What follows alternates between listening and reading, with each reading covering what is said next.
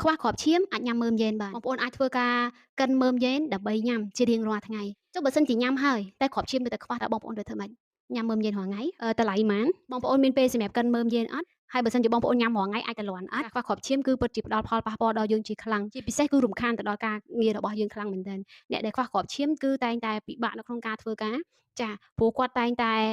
វិលមុខចាវិលមុខងឹតមុខជាប្រចាំវិធីសាស្ត្រសម្រាប់បងប្អូនដែលមិនចង់ញ៉ាំមើមយេនរាល់ថ្ងៃប៉ុន្តែចង់ឲ្យងាយស្រួលមិនប៉ះពាល់ដល់ការងារចំណេញពេលវេលាហើយជាពិសេសគឺចំណេញទាំងលុយទៀតគឺបងប្អូនអាចធ្វើការជ្រើសរើសញ៉ាំនៅ Atomy Hair Mohim Atomy Hair Mohim គឺជាលទ្ធផលនៃការស្រាវជ្រាវរបស់វិទ្យាស្ថានរដ្ឋាភិបាលកូរ៉េដែលចំណាយពេលរហូតដល់8ឆ្នាំនៅក្នុងការស្រាវជ្រាវចាផលិតផលនេះគឺពិតជា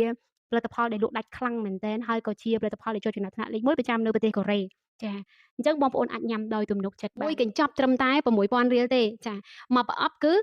$92មាន60កញ្ចប់ហើយបងប្អូនដែលចង់ញ៉ាំប្រអប់តូចចាមកប្រអប់ត្រឹមតែ$50ទេមាន30កញ្ចប់ចាបងប្អូនមួយថ្ងៃយកតែមួយកញ្ចប់តាមខ្លួន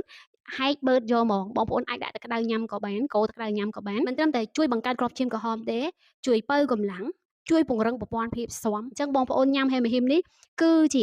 អង្គរៈគឺជាទ័ពគឺជាខែលការពារដ៏រឹងមាំសម្រាប់សុខភាពរបស់បងប្អូនទាំងអស់គ្នាកាន់តែពិសេស